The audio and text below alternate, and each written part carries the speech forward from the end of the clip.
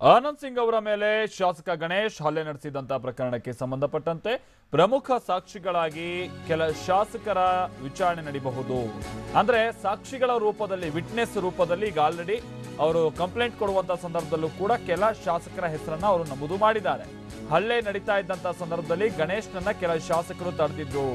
ಅದರಲ್ಲಿ ಸಚಿವ ತುಕಾರಾಮ್ ಇದ್ರು, ಶಾಸಕ ರಘುಮೂರ್ತಿ ಇದ್ರು, ರಾಮಪ್ಪ ಅವರಿದ್ರು, ತನ್ವೀರ್ ಸೇಠ್ ಇದ್ರು ಅನ್ನುವಂಥದ್ದನ್ನೆಲ್ಲವನ್ನು ಕೂಡ ಉಲ್ಲೇಖ ಮಾಡಿದ್ರಲ್ವಾ. ಹೀಗಾಗಿ ಈ ಶಾಸಕರು ಜೊತೆಗೆ ಸಚಿವರ ವಿಚಾರಣೆ ನಡೆಯಬಹುದಾದಂತ ಸಾಧ್ಯತೆ ಇದೆ.